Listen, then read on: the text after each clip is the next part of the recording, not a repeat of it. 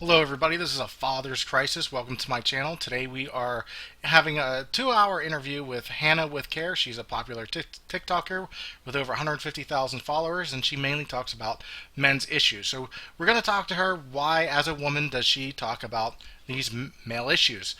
So buckle up. Here we go. There is no denying that there are many human rights issues that uniquely or disproportionately affect men. In this country, fathers are not second-class citizens. I know there are a lot of people out there, including judges and probation officers, who still don't get that message, but fathers are not second-class citizens. Sometimes they're actually better parents.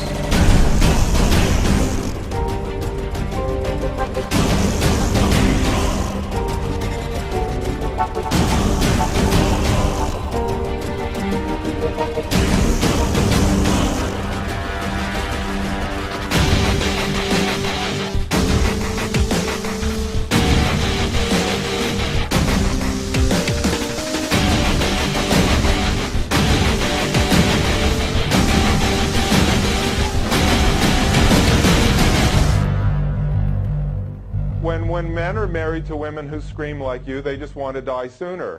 So today we have Hannah. Um, she is you have what, 150,000 followers on TikTok right now? Yeah, a little over 150,000. Right. So, and I wanted to have you on because you talk a lot about men's issues and stuff like that. So, what got you to even download TikTok in the first place?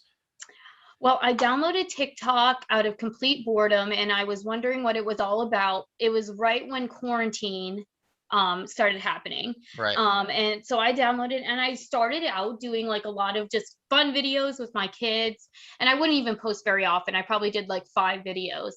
And for the longest time, like a little backstory, for the longest time, I was having some issues, not like a whole bunch, but like some issues with some modern day feminist ideas and things.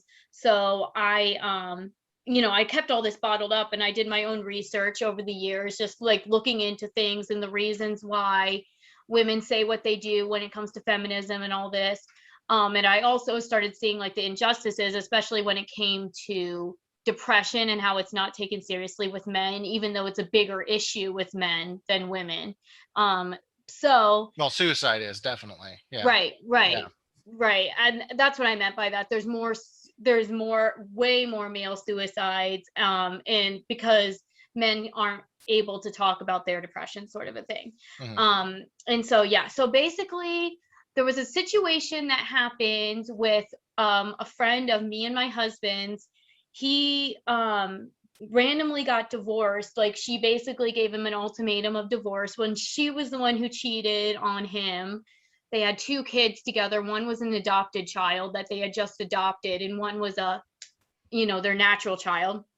And it was just crazy because I was seeing all these like Facebook wars, and somehow they were like all siding on the girl, even though he wasn't the one who cheated. right, She was the one who cheated, and like she was the one who was like giving them false accusations of like abusing the kids, and like even like manipulated marks on the kid's body so she would have to pay, and all these things. I'm saying all these things because it was all proven negative, it was all proven false, right, so he's innocent.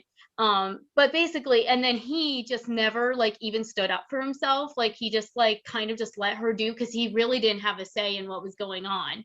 right. So I did a TikTok video addressing it because this girl was following me on TikTok. And so I did a TikTok video hoping that she would see it. And I talked about how come when a woman decides she wants to get a divorce and she's cheating, like she's the queen and she's too young to be tied down, but when a man cheats, it's like he's a scumbag, and like he deserves like to live like whatever, Right, like yeah. he's like looked down upon and stuff, like he's a piece of trash. And that like, and it was really crazy because I posted that and then she saw that video and she like blocked me immediately. And that, like, I had like 20 followers at the time, and then like a week after I posted the video, I went to bed and it had like 20 likes or something, and when I woke up the next morning it had like 20,000 likes, like just really weird all of a sudden. And then I started getting with the mindset that I wanted to do equality videos on both sides, talking about males issues and females issues. And then I've just come to realize, especially on this TikTok platform, and more so and I think it's because it's more run by Gen Z.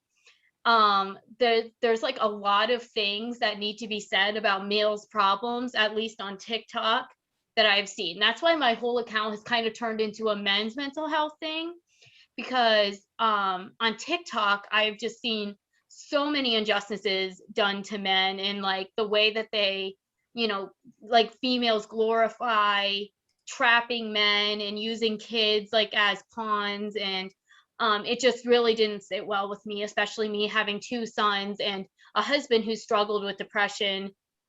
Pretty much as soon as we started dating, I knew about what he deals with. So it was just really sickening to me, and it doesn't sit well with me.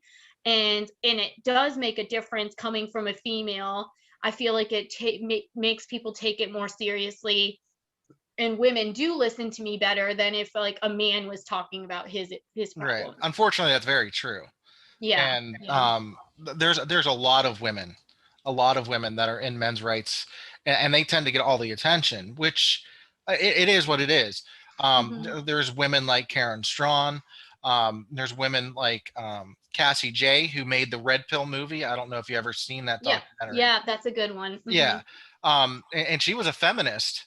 She was a hardcore feminist and she actually, I don't know if you ever heard her story, that basically she wanted to make this Red Pill movie about men's rights activists and kind of just show how misogynistic they were, until it took her 3 years to interview like all these people, and she realized like they have a point and they're right, and she looked at the stats, and saw that they definitely have a lot of issues that are clearly not being looked at.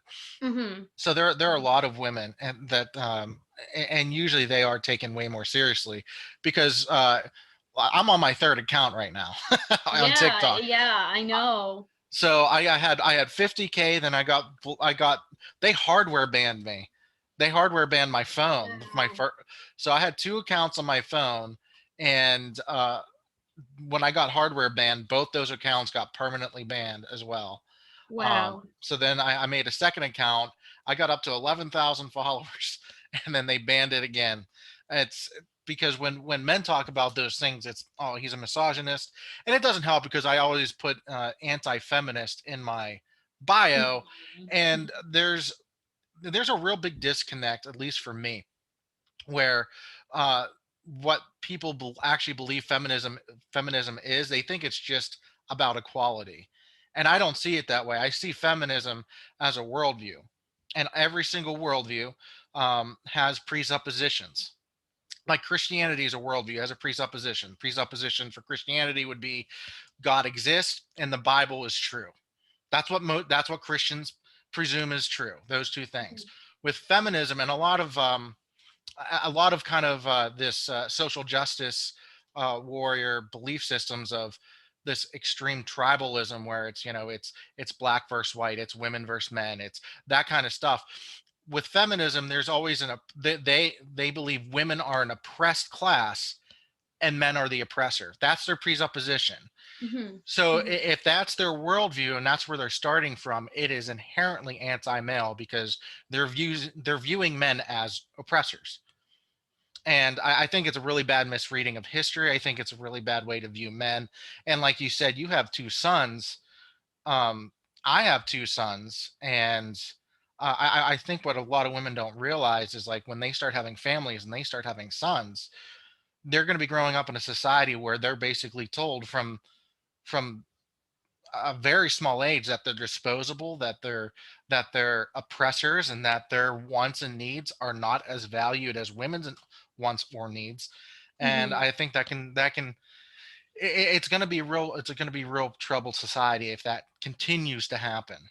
So Absolutely. And I just find it interesting that I literally have like my top female supporters that like always comment on my stuff and always share my videos and stuff. And like in fact, like a couple of them are moderators to my live. And I just find it interesting that it seems like every single one of my female supporters has sons of their own. It's like a lot of these things change when you have your own sons and you realize, like, yeah, my son isn't born this way, but he's going to have this stigma, you know. Right. Yeah. I think I think it's very hard for women, and you can tell me if I'm wrong here, but I think it's very hard for the majority of women to feel empathetic toward men, grown men. They can feel empathetic toward children and other women, but they tend not to feel very empathetic toward men Hmm. until someone they love, either maybe their husband, or their son or their brother, or their father goes through something really bad. Um, then maybe there's some light that shines on there. I don't know if you know most of my personal story, but I'm going through the whole custody battle for the last 3.5 years, child support, the whole 9 yards. Hmm. And I have a sister who also was getting child support for her kids, for her one kid. I don't want to air her or out her dirty laundry, but she was receiving child support. She didn't really need it. The her ex didn't make a lot. She didn't really need the money, and she saw how hard it was on me. First thing she did was go and stop that child support.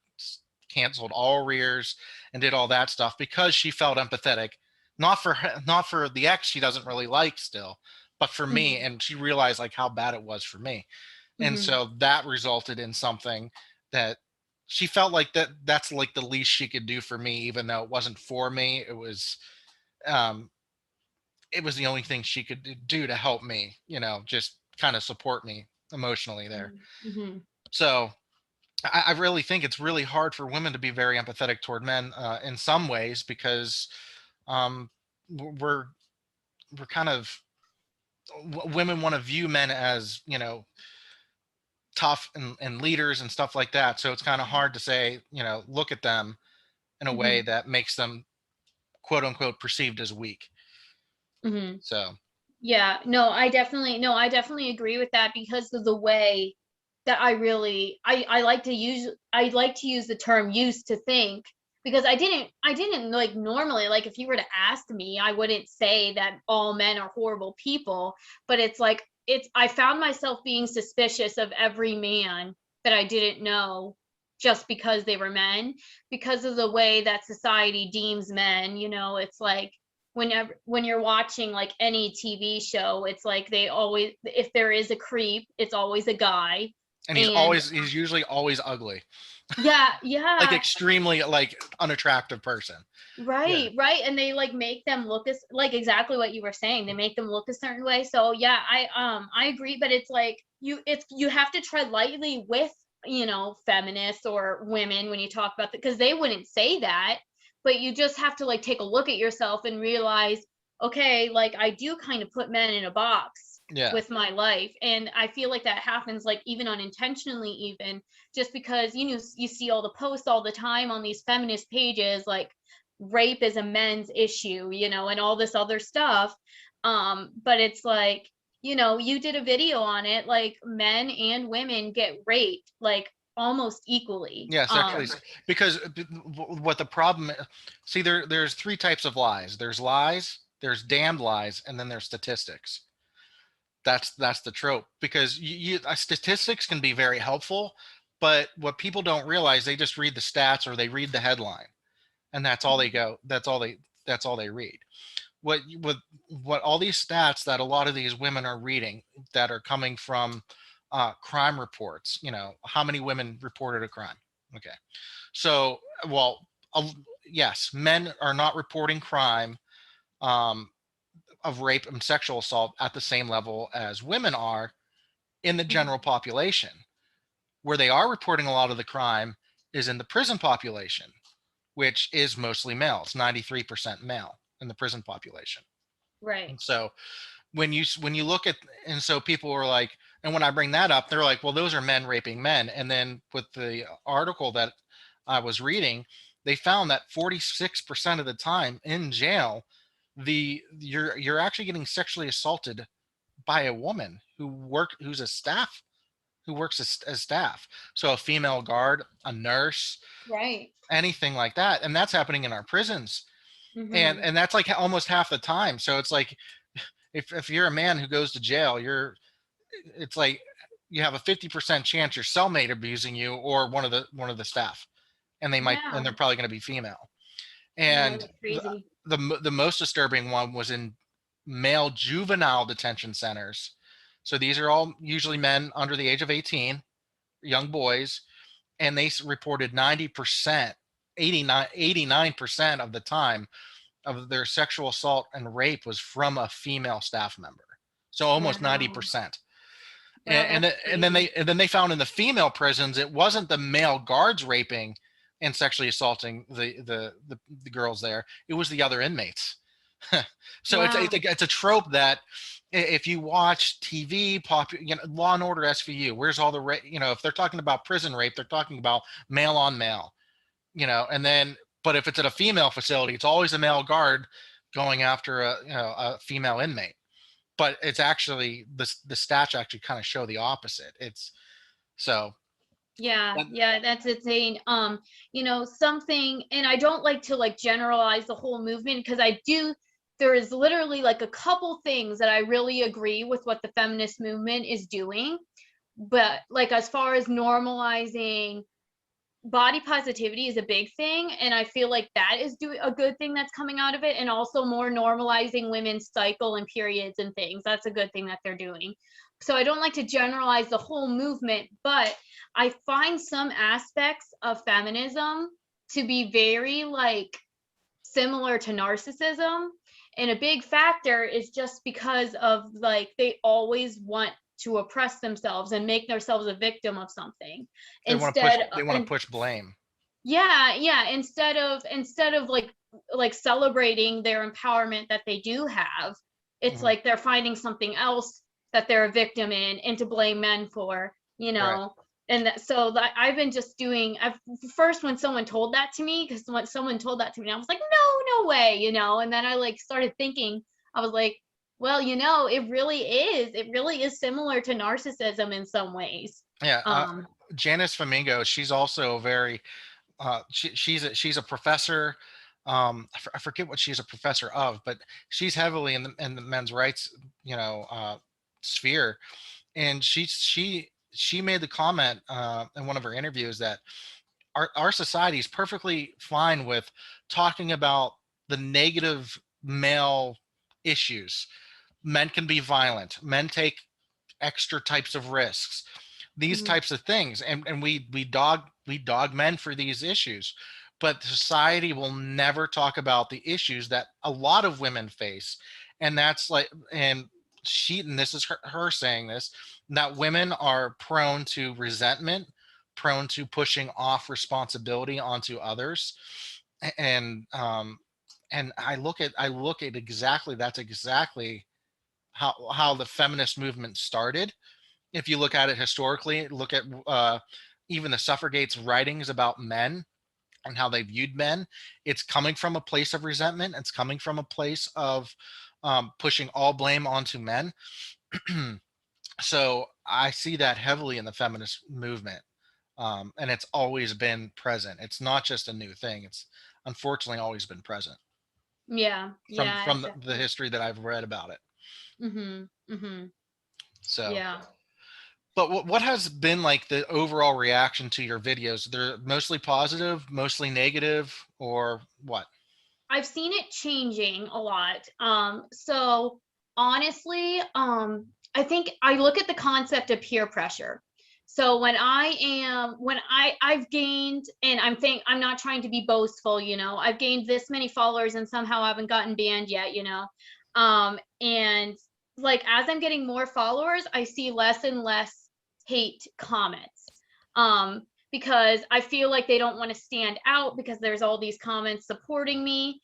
But it was like the vibe was very different when I first started doing this. When I first started doing this, almost all of my videos had like more comments than likes, and it was all like calling me ugly and like attacking my appearance and stuff instead of actually like arguing me, Sure, what yeah, I'm saying. And typical, so yeah. I've seen it change a lot, but I do get a lot of private messages, and I would say I get more positive private messages than negative, but if I do get hate messages, it'll usually be in my direct messages and not on a comment anymore, because Yeah. people get, my followers are pretty hard on the people that comment negatively Oh about yeah. me. And so, and even I'm not super supportive of being super hateful, but No, right. Yeah. so, and I think that's why a lot of them don't comment that anymore. So if I do Sometimes get, sometimes your followers can get you in trouble. You don't even have to do it. yeah, Believe me, I know. I can even say it if I stitch or duet someone and I say, don't go to this person's page and put on hate. Especially when I had like 50,000 followers when I first got banned, when I would do a duet or stitch, it's like they got raided. And I would mm, tell them don't do that, because all it's going to do is make them mad. And TikTok's not going to ban a woman, who has a more left leaning opinion. They're going to ban me when especially if they have a huge audience as well, and they make a duet of me and all my followers. I get rated, and guess who gets banned? Me, not her. yeah, So yeah. it's you have a very loyal following, I'm sure, and as so did I, and sometimes it can bite you in the bite you in the butt. Right. No, absolutely. Yeah. Absolutely. I think I have a funny example where I responded to a comment, and it wasn't even like someone who was blatantly but it was like this woman commented, I'm on the wrong side of TikTok or whatever. Yeah. I did a video and I was just like, it was just supposed to be funny. I'm like, if you comment on my videos, TikTok thinks you like me, and now you're going to see me a lot more often. I said that. And just to show how much of an impact that has on my followers, I saw them literally go to her profile, and there was literally hundreds of my followers commented on her videos, I'm on the wrong side of TikTok, I'm on the wrong, just to Yeah. get back at me, get back at her for what she did to me. Yeah. But it's kind of funny, but it's that kind of really opened my eyes as to, yeah, I need to be really careful about what comments I do address, and also what people I'm going to be stitching and stuff, because I definitely don't want it to lead to me, getting all my hard work taken down, so Yeah. Yeah. It's yeah. kind of. Oh man, I was so mad. I was so mad. I know we don't want to talk politics, but like I was so mad. I wasn't gonna vote in the 2020 election. I just wasn't feeling it. All this stuff. I was I was so right with you. I was so mad they banned me. I was like, I'm voting for Trump. I hope he bans TikTok. I hope he takes it away from everybody. I was so mad. Like literally because I got banned, TikTok made me vote for Trump. Didn't help at all, but Yeah. but Yeah, yeah, that's that's funny. that's how mad I was. That's how mad I was. Hmm. Have you gotten? I mean, I know when I had 20,000, when I got to 20,000 followers, I would get daily death threats Hmm. from people. Have you ever gotten death threats? No, I have and like a lot of it's super petty too. A Yeah. lot of it will be the most common hate messages I get will have to do with your kids are gonna, are something, your kids are going to be embarrassed of you. You don't deserve to have your kids are going to be embarrassed of you. And even saying questioning me as a mother, saying that they hope my husband leaves me. Yeah. And putting my men in the categories of men being trash. I've got a message that literally said all men are trash, including your sons, and my sons are 4 and 2. So I'm Yeah. just yeah. But I have, they said why are you even here, no one likes you, and they'll say it doesn't matter if you were to kill yourself, no one would notice, things like that. Yeah. But it, like I said, it isn't as popular anymore, and I found that a lot more. I try to not be super mean when I'm talking about feminist issues. So even if women disagree with me, I've seen more that they don't hate me as much as they do I don't know if you know Roma Army or whatever, but Sure. Yeah. females do not like her because she can be, if she's talking about a certain thing, she can be very passionate about it.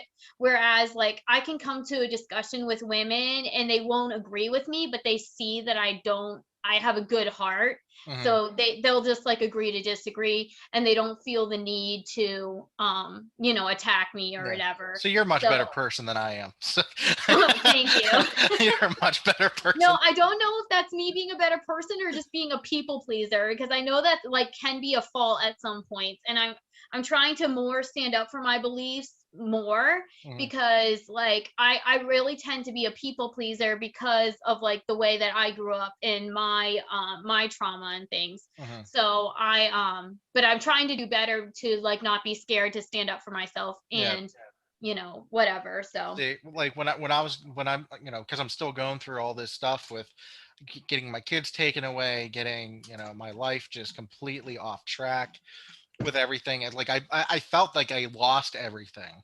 And when you're a guy who feels like he lost everything and you got nothing left to lose, let me download TikTok and let me tell people how I really think about things. Because what are you going to do? You can't take anything away from me. Go ahead, ban my account. I'll make another one. mhm, And so like that kind of emboldened me to be like, I don't care. Like, I'm not saying these things to be rude. I'm not saying these things because I don't believe them. I'm saying these things because I do believe them to be true, and I try to back up with most of everything I say with some type right. of stats or studies or whatnot. Um, but it never failed. I would get daily, like I said, I would get daily hate mail, but I would get a lot of um, support mail, I guess. Being people being way more supportive, and men saying I thought I was the only one going through this stuff because I was kind of the only man. I started back in July, I would say July 2018 with TikTok, like when I think it first became TikTok. Yeah. That's when I first downloaded it, and my first videos were all about this stuff. And so like I was on TikTok before Realm Army was.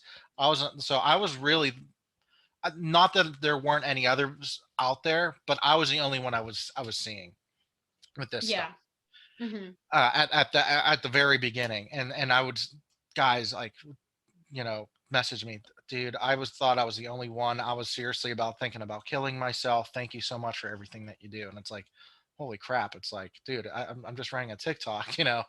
I'm glad. Yeah. I'm glad that's No, I know the feeling. It's like sometimes I just really don't know how to react to messages like that, because I don't want to get full of myself and think of myself that I have this great power or whatever, but it is like an encouragement because it makes all those negative things like worth it that you have to go through. yeah. And it's like, and all, like you said, you were completely broken and whatever, and the fact that you were able to talk about it and help other men, that probably makes it more worth it to you. Yeah, and then I try not to talk to people who are under the age of 18 on social media for obvious reasons. But this one young man um, was in desperate need to get out of his mother's house because she was abusing him, and the family courts wouldn't do anything about it. Wow. And I Mhm. told I gave him some advice, and he lived outside the country, and so I was like, I don't even like. I think he lived in Canada,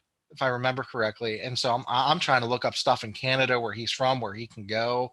And it's like there are young, men and probably young girls who are in their mother's care who definitely shouldn't be. And the Mhm. family courts, for some reason, just does not care. Mhm. And so Mhm. that was like probably one of the saddest messages that I've ever gotten, and trying to help someone, a young man with. Um, Yeah. Yeah. I'll tell you this story. I think you'll think it's funny. So I was just getting tired of all the death threats. I don't think any of them were serious. All this stuff. I didn't take any of them seriously. But this one girl was relentless. Every like day she would write out like five, and she was a young girl. I could tell she was like probably 13 years old, no joke, saying to kill myself, all this stuff. And she was saying like I have a small shrimp, sending me shrimp pictures, you Oh, know. wow. So- and like I'm just laughing. I was like, but she was spamming my comments for like 2 days straight, and finally, I'm like, you know what? Screw this. So I never messaged her back or anything like that, but I found her Instagram. She used her real name. I found her mother on Facebook. I screenshotted all the messages and I sent her mother I'm like, I'm a 34-year-old man, and your very young daughter is messaging me all this stuff. I'm pretty sure. I'm like, I have a kid, and I would not be a very appreciative of them talking to some 34-year-old man they don't know. She was Hmm. livid at her daughter, and she was very apologetic. She's like, I'm deleting her Instagram accounts, all of them, and I'm taking her allowance. Let me know what charity I can donate her allowance to. Nice. So of course I told her to donate it to Americans for Equal Shared Parenting, and I hope she did, but I never got verification of that. But Yeah, no, that's good. That's awesome. I never thought to do that. And I will say it isn't the people that are strangers that I get the most hate. Like the people that I have to deal with the most are people that actually know me. oh really? Um, yeah, people that actually know. I have lost a lot of people that I thought were my friends when my stuff started going viral. And the thing is, they have my number and they know where I live, like my personal, but it's like they really can't really say anything to disagree with me. It's just like they just get mad because like it all just comes back to me having a lot of TikTok followers, and like it's just me, I don't know, like Oh, like that's sad. being a pick me girl pretty much is what they say, except not really for that. They just think I'm desperate for attention, and that's like really the only thing that they say. They don't talk about any of the things that yeah, but I've had like people that were my friends, like my actual people that I thought were my friends, like make fake accounts and like say things of, even in my recent videos, like there's been one, and I know who it is. There's someone who I thought is my friend, like, and just has been commenting on every single one of my videos, like just to like say, or like it's just stupid stuff. Like he'll like say cringe to one video, and then one video says, "You say all this stuff on TikTok, but I guarantee you've never done anything in real life." And I'm like, making TikTok videos is doing something, and I showed like all the screenshots of DMs of people saying, that this is having a positive impact on their lives, and then he just was relentless. He just keeps going. But yeah, I would say I definitely lost more of my real life friends, and I know that, I know they're not truly my friends, if they weren't going to stand by me in this anyway. But the more people that know me have more problem, and I think the core problem is like jealousy, because I've heard some people with some of my friends talking about like, oh, it'd be so cool to go get TikTok viral or whatever, and the fact that I got viral and I didn't even intend to.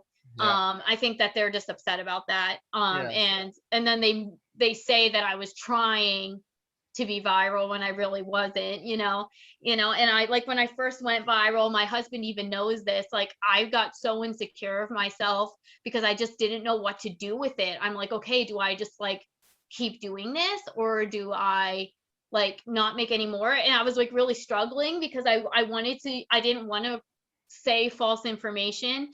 So, it's definitely not something that was like I was asking for, because this is honestly something really out of my comfort zone. I'm an introvert.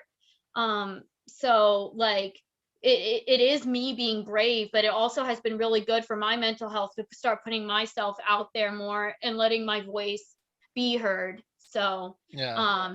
but I definitely have gained a lot more friends than I have lost. So I am thankful for that. But it just goes to show like who your true friends are, and like what when you start being successful or whatever, and then and who's going to be there still or not. Yeah. So See, like I have a good friend now. I would call him a good friend now that I met on TikTok, who will actually mail me a case of wow. cigars, and Wow. I mean, cigars are expensive. Yeah, yeah. It's not a cheap gift, especially when you get like 20 cigars. You're talking about like could retail like some of these stuff could retail up to $300 for 20 cigars Yeah. Yeah.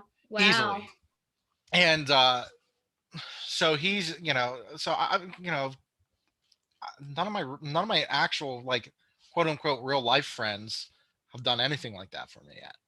Oh, Not that I really? would ever ask, and he sends it to me. He doesn't even tell me until they get here that he sent them. He's Yeah. a really nice guy, a really great guy. I won't out him on here. I don't know if like he would care, um, but he was on TikTok. He has a pretty decent following, and yeah, it's like I I'm attracting very much like-minded men and women. Hmm. So that kind of connects us more than, my real life friends who like have never been married, my real life friends who, haven't gone through the same stuff that I have. Hmm. So I Hmm. think that's probably a big reason why. So you were talking about your family and like your husband and stuff. Like what did they think? What does your like husband think or your extended family think about you being viral on TikTok? Are they worried? Are they very supportive? No, my husband is extremely supportive. Like, and I explained to him, unfortunately he doesn't go on TikTok very often. Like when I did my video about him working 80 hours a week, that's actually very literal. He works so much, and when he's not working, he's sleeping, you know. Yeah. So he really unfortunately doesn't get to watch my TikToks very often. So but he's very supportive of what I'm doing because of the things that he struggles with on his in his personal life. And what he struggles with a lot is just like, it's not really like he's not suicidal, but he just gets so like caught up in like doing the daily thing, so it's really hard for him to feel Mhm. like, feel like, be in the moment, like when we're doing something together and just like being happy. Like he just feels like a robot kind of, because he He's working too much. working so much. Yeah, and so he just struggles with that. Yeah. And the fact that I'm bringing awareness has made him more comfortable even sharing with me. So he's opened up to me a lot more over the last 6 months than he like ever has. And so we've been able to help each other. And so my husband and my family, like my kids and whatever, we're supportive. They're supportive of me.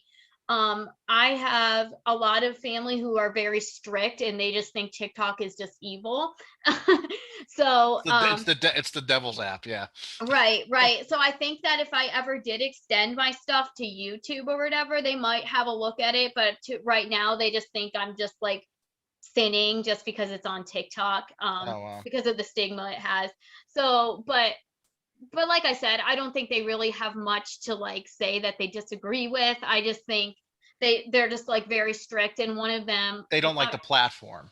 right, Yeah. right. So and I don't blame them like to an extent, because it's like before I got TikTok, what I thought about TikTok was really different than what it was, because it literally like has this stigma, and then but then it's like, oh, well, you can kind of, if you don't like the bad stuff on there, then you're not going to see that stuff.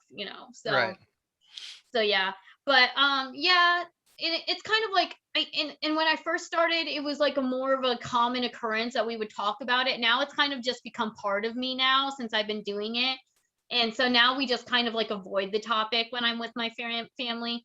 So or and with my husband's family even, because it's a little weird for them that I have TikTok too. Mhm. Um but like it just became kind of part of me now, and I literally, when I speak about it, I'll talk about my work or my videos, and and I just won't bring up the TikTok word, and they'll take me more seriously that way usually. So Yeah. So what do you believe is like the most important, issue facing men right now in society?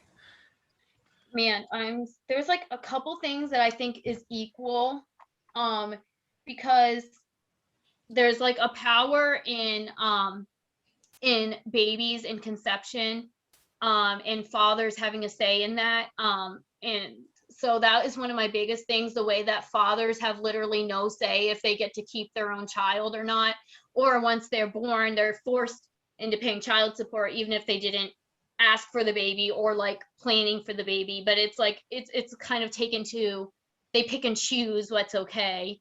Yeah. So that is a big thing. But I think just, and it's like we talk about it a lot, but I think another of the big thing is just depressing, because we're losing a lot of good men. We're losing a lot of good men and good hardworking men because they feel like they don't have an outlet. And I've read so many comments where they're like, I even like spoke to, these guys said that they even spoke to a therapist, and even they weren't getting taken seriously by a therapist. So it's just like, that's like really hard, especially like when a guy is a hardworking good guy and he just needs to get his emotions out.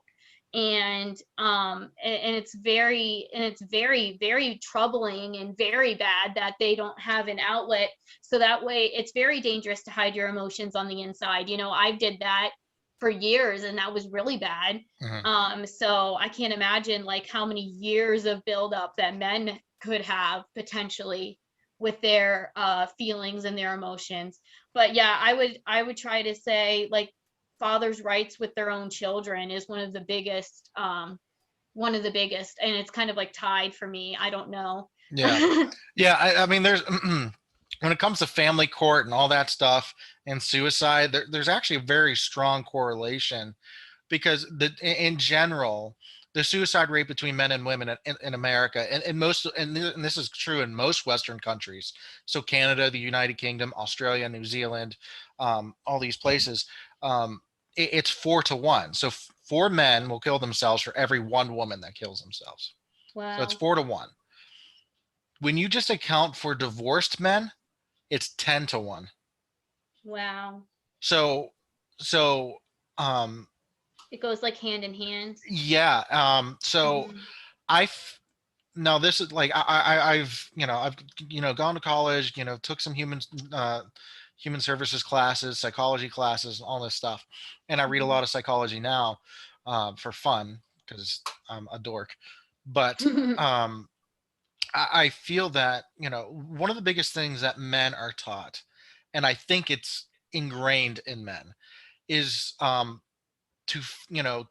fix and build and to provide that kind of stuff, to be able to do that stuff, and that's usually what men are valued on in society, is what they can provide, what can they do, what can they fix, that kind of stuff. And so what family court ends up doing is we're going to take your children away from you. We're going to take that away from you. And because we're doing that, you're going to have all this financial support to go to your ex. And now, not only that, now we financially, made you destitute almost. And this is mostly is happening to middle class men. It's not happening to the very rich. It's not happening to the very poor. The very poor don't really have to pay any child support. The very rich, well, they're fine.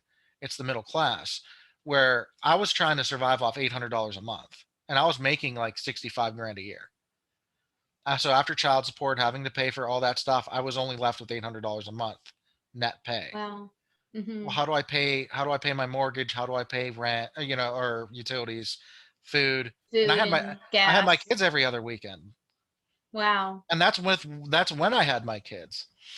And so I see a lot of men who end up living in their cars. Well, guess what? You live in your car, you can't have any custody rights. You have Wow. nowhere to be. And so you take the children away. You make the man so financially destitute that there's no way for him to get out of it. Because if he goes and gets a second and third job, well, then they have to recalculate child support because he's making more now. And so he ends up paying more. So he's basically right where he started. Now he's working 3 jobs for an extra $100 a month. Yeah. Which is So insane. one of my people watching the live just said Mrs. Doubtfire is a good example. Yeah, it's I remember watching that movie and I'm like, oh, that movie's hilarious. I watch it now and it's a horror story because it's true. Yeah. That judge, like I don't know if you like anybody who remembers watching that movie, you hated the judge because he was like, oh, he's a stiff old fuddy-duddy. That is family court times, but it's times 10 in real life. Wow. Those are how some of these judges are. They are, they legitimately do not care about men. And that goes to criminal court too. But so, you take your kids away, you take your financial future away. You take away every reason for living for men that are going through divorce. Not only are they paying child support, but they could be paying alimony on top of all this stuff, or spousal support. They could have a false PFA against them. They have criminal charges. They're trying to pay an attorney. They're trying to pay what are called guardian ad litems or litems, and they have to pay their salary through their custody case, and they don't have the money. And I've seen men with 50-50 custody still paying child support. Yeah, I know a guy. I know a guy who has 50-50. He pays $1,500 a month. Oh wow. And Now that's he may just now he insane makes because they're now he makes money. I grant you he makes money, but right. that's insanity. Yeah, because if they're at your place 50% of the time, why would you have to? And if he has to, why doesn't she have to? Right. It's like, I almost feel like if she can only get by, taking care of the kids 50% of the, and she worked, and it wasn't like she was just a stay-at-home mom. She always had, income coming in from her side, not as much, but she did all these like private contracting jobs and all these like, her own business type of jobs. So I'm sure she was able to fudge the numbers there. And I reamed her out because she was, she was a friend from high school, and I reamed her out, and I was like, that is absolutely absurd that you even make him pay when you both have 50-50. But she was really mad because he ended up marrying her cousin. So it's just a crazy thing. Like, yeah, you probably shouldn't marry the cousin because yeah, she's never going to ever, let you slide on anything ever. But yeah, wow, that's crazy. yeah, a crazy story, Yeah, yeah, yeah, that that's how I see family court and all that stuff. And it's not just there's just there is no way, there is no situation where a man has advantage when it comes to family court. There isn't one. So there's crazy stories like when it comes to family court where, say there's a married couple, all right, they're having trouble, you know, husband thinks she's cheating, can't prove it. Then wife gets pregnant. She said, oh, we're excited, kind of rekindles stuff. Baby comes, 2-3 years later, finds out baby's not his. She was cheating. hmm They get a divorce. He goes to child. Then he gets papers for child support. Then he goes and fights it, and he goes, well, he's not biologically mine. Judge says, well, you only have 2 years to petition paternity. After wow, if you're and he doesn't even have to sign the birth certificate in most states. If you're married, that they consider that child a product of the marriage. So even if it's not biologically yours, it's yours by marriage, and therefore you're financially responsible. that's So insane. I didn't even know that. yeah, so he ends up paying paying child support for a kid that's not his to a woman who's now with the guy she cheated on with, and they're raising their kid together, and he has to pay. That happens all the Wow, time. wow, There, when someone gets charged with child support, they can petition paternity, and the court will order paternity test. Guess guess what percentage comes back? Not the father. a lot. 30%. Oh wow, 30%. That's in America. And like places like Jamaica, it's like 70%. wow, It's insane. So that is crazy. those issues are bad. I think one of the most egregious child support cases comes when adult females end up statutorily raping a boy, and a baby's a product of that rape. Oh my goodness, yeah. When the hmm when that boy turns 18, he's now responsible for child support, and that went all the way up to Kansas State Supreme Court decided that. Supreme Court Wow. decided that doesn't matter. They even said he was 12 years old when when his babysitter, who was 16, raped him, and they said, well, he never told his parents, he consented. I don't see how 12-year-old can consent to sex ever. Yeah, Um, and that would never slide. That would never slide if the roles were reversed. absolutely. And I've done a video on that. Not that specific one. They didn't mention anything about child support, what I read, but it got me thinking, and he probably is going to have to. But this 29-year-old woman, and I did a video, you might have seen this before, but this 29-year-old woman raped this 14-year-old, she was a teacher, and it was outrageous. I seriously got thousands of comments like, lucky him, Yeah. and it was just like, wow, you are the problem, my friends. Yeah. Like, oh my gosh, it was horrible. Like, I was expecting a few comments, but just the amount of comments that were Yeah. saying like, oh yeah, he's not complaining, and it's just like, Did they have a wow. kid? Yeah, she got that's what I was proving in my video. What I was saying in my video is they did a paternity test on her unborn child, and that kid was the father, and they used that to prove that the kid was raped, because if that was his child, then they would have proof. And so yeah, they had proof that they've had sex at least one time, and this kid is like 15, 14, and she's 29 years old. And and then they were like, I wish my teacher would do that to me. And I'm just like, wow, like, can Yeah. you just like picture the roles reversed? And you would never say that, Yeah. ever. These are probably like 14, 15-year-old horny boys saying that Right. stuff, you know? And it doesn't help that, and I mean, I don't want to like speak a lot about this, but it doesn't help that like it's like a lot of those like porn fantasies, with like teachers and students and like all those other Well, now stuff. it's all incest now. Yeah, yeah. And you And see so that it on gets, on TikTok, like, oh, stepbrother, and it's like I'm gonna stepmom. kiss my stepbrother or whatever. Yeah, Yeah. it's like, oh gosh. It's horrible. Yeah.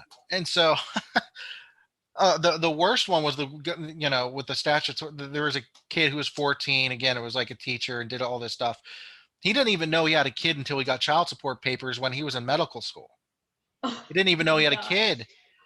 And guess when? Of course, he gets the papers like 2 weeks after the statute of limitations for rape, for statutory rape went out in Arizona. So she Mhm. filed exactly when she could. Um, but yeah, it's insane. That's like one of the biggest. That I mean, it doesn't happen very often, but that's a um, clear like outrageous law that we don't even allow men who are raped to opt out of fatherhood when Mhm. when they have a child product of rape. And Right. what is the go-to argument for pro-choice people to say you can't stop abortions? Oh, well, what if she was raped? Yeah, exactly. And That's that's like, always that's always like their only argument, even though like 1 or 2% of the time that's the reason for abortions is because they were raped. mhm. Mhm.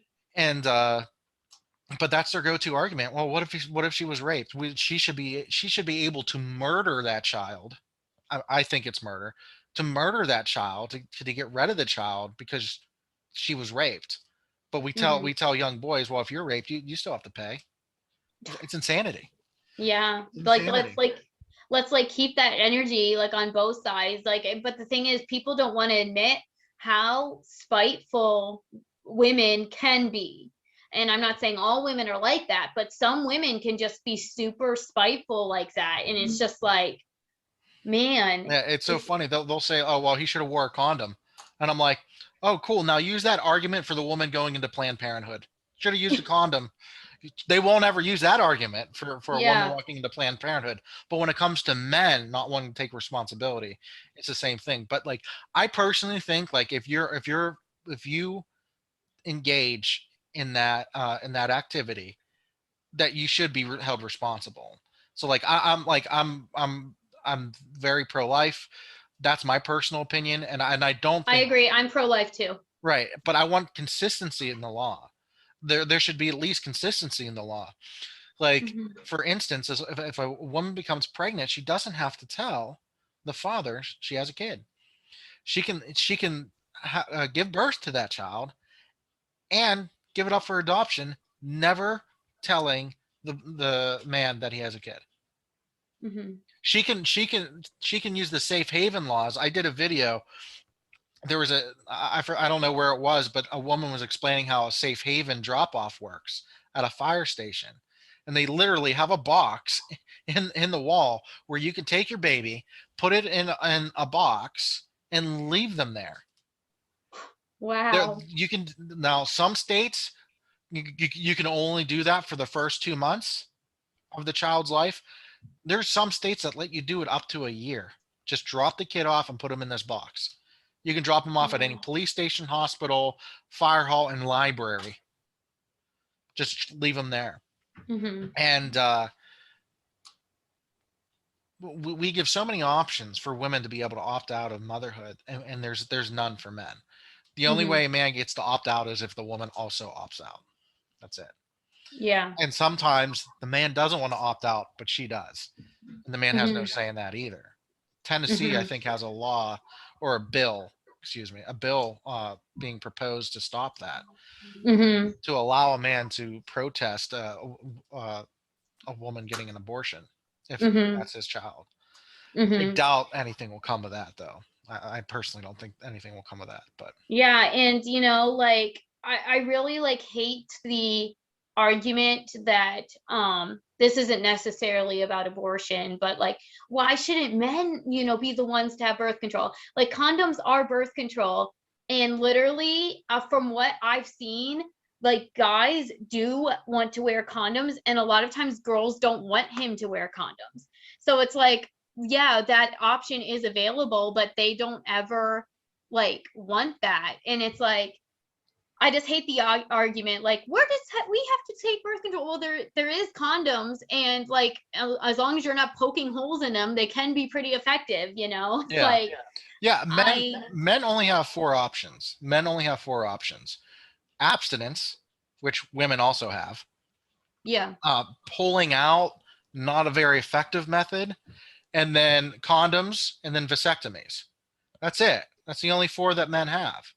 Women have, I think, over 13 options, 13, 15 options Oh yeah, of like I types of remember birth when control. they gave me like this long list of options when I was looking for birth control. It's like literally the list is so long that it was stressing me out. Right. You And there's know. so many different types of pills with different things. So like if one doesn't work out for you, like it makes you too moody, you can switch dosage or switch a different one, find out one that works for you.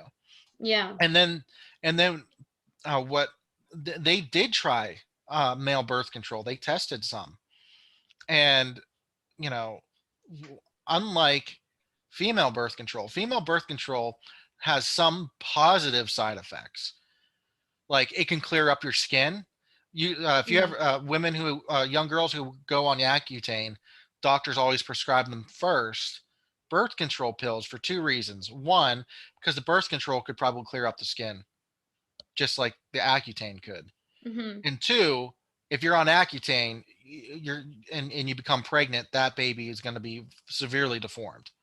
So those are two reasons why they subscribe young women who are going on Accutane birth control, because but most of the time the birth control will clear up the skin. Also, it can help regulate you. It can help Right. reduce cramps, all this stuff. Um, Yeah, and it did that. I actually got birth control, and it did help. It helped immensely with that area. So yeah, and definitely does. my ex-wife, she had to have it for regulation, and she was on it for that reason. So there was positive side effects to birth control. Now I'm not saying there's no negative ones. Of course there are. Hmm. But when they tried the male ones, an independent safety board stopped it for a couple of reasons.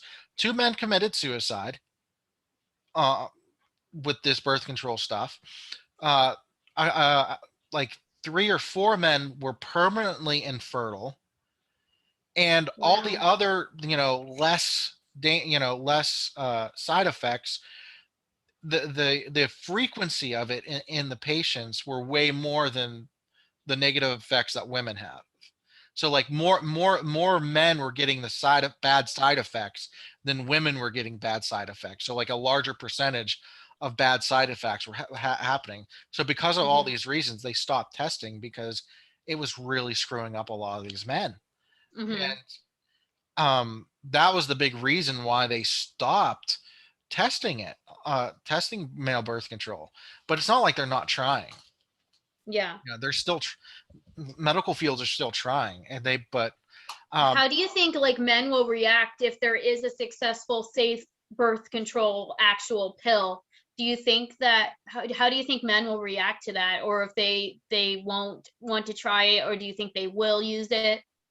I think if it was like a pill or something that almost like a very small chance of you being permanently infertile, I think men would take it.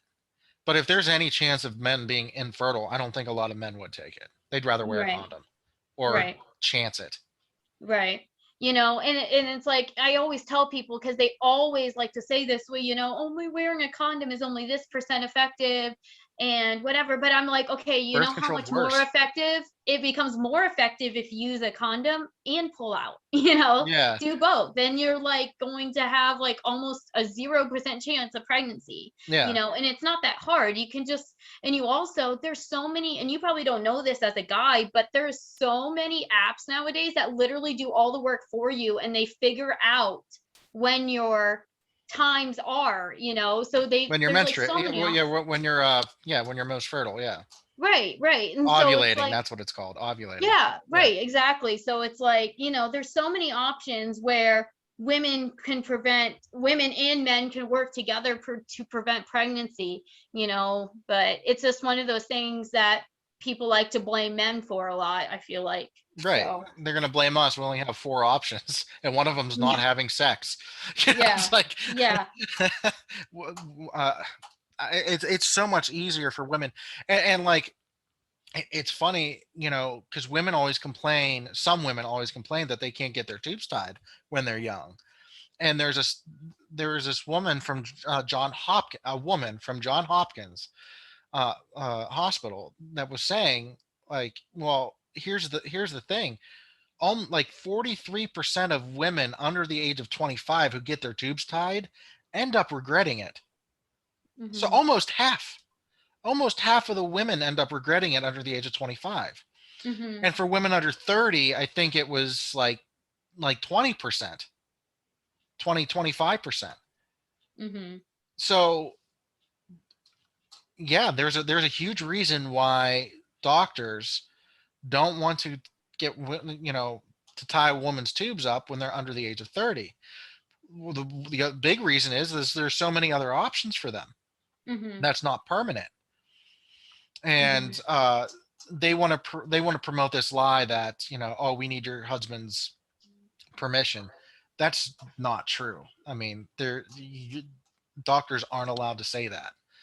Women are allowed to go ahead and get their tube tied if they want, but a doctor doesn't have to say yes and be like, you're too young, you might regret it. The studies hmm show this. hmm you know and they don't want, a doctor is supposed to have your best self-interest in mind. And hmm if he knows it's a coin flip that you're going to end up regretting it, it's like, just get on birth control and wait. Like, why would do something so permanent? right. And And it's like, me and my husband have talked about this. We know that we're probably done having kids, but we're not going to do anything permanent, because like, and we're not trying to like be morbid or whatever, but what if there was like a scenario where like he had cancer or something and we wanted to have another child, or same thing with me, and it's like, we don't ever want to. And like you said, and it's like this with a lot of major decisions, with abortions even. How many percent of women end up regretting it? Like almost all of them, when you do major decisions. So and it's not worth like the depression you could possibly get yourself into if you do something so major. yeah, So yeah. definitely. uh, what do you think is like the most unfair criticism of men? Man, like something that they're like stigmatized in, is that what you're saying? Or like, Yeah, like something that men might get criticized for that they shouldn't be criticized for or stigmatized over. I know this is going to sound stupid, but their penis size, really. Like, I don't know where we became like, because like that's something that they can't control. Just like, and I really love like, that feminism has like done a lot for making women feel good about themselves no matter what size boobs they have. Like, it doesn't matter. Like, of course some guys prefer big, some guys prefer small, and that's fine. Guys But just it's prefer just, boobs. yeah, but it's like when they're God, you girls like want to make your boobs like the biggest. It's like we might prefer this, but we still like that, like with Yeah, yeah. like you girls are way too tough on yourselves. Right, exactly. But and like where I'm going with that too is like where some people are literally, and men do this to each other too, some of Sam's coworkers do this to him too. They like joke about like they're not allowed to like wear certain things because you don't have a big penis. It's just like, Yeah. okay, like that's just like, and it also like is a reflection of someone's personality, like what you were saying with like the shrimp thing. It automatically has become like a reflection of your personality. Like Yeah. if you do this, then that means you're big, and if you do this, that means you're small, and I just think that's like really unfair. And it's just like, what does that mean? Anything? Like it's not like a guy decides one day what size his thing is going to be. It's Yeah, it's like, well, I hang out at a cigar shop, man, we talk about a lot of stuff. And the funny thing is, it's like, oh, you guys at a cigar shop, all you guys talk about is women's boobs or stuff like that. And it's like the last thing we talk about. Like we talk about like serious things. Like a lot of the guys that are there, they're lawyers, so they'll talk about law stuff. And like the job that I was in, I was doing a lot of like uh title work that some of these guys were also into. And so we would talk about titles and stuff like that. Boring stuff for most people, but we would talk about it. And then yeah, other guys would come in that were engineers, and they would talk about engineering, and like some of that stuff's kind of over my head, because I like give me a philosophy book or psychology book, I'll read it. You give me like an engineering book, and I'd rather learn Chinese. And so like but so all these guys, we're talking about all these different subjects. But it's funny, like we'll dog on each other. That's just how men are. We'll dog mhm, on each other, and like sometimes we'll make fun of our penis sizes or whatever.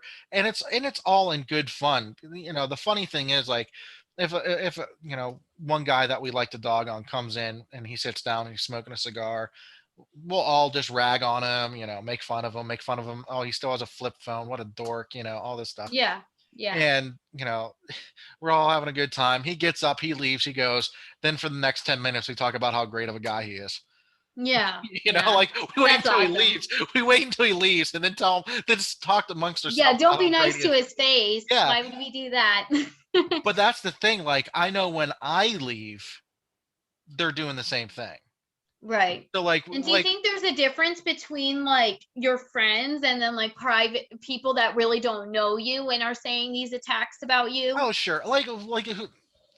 Yeah. I mean, you definitely got to decipher, like, when it's your Because I know friends. that guys do that with each other. They like pick about each other, and that's fine. I don't want to stop that, especially that's a way that a lot of guys like laugh and get along with each other. Right. But Yeah. Yeah. I mean, there's definitely, there's nuances to it, of course.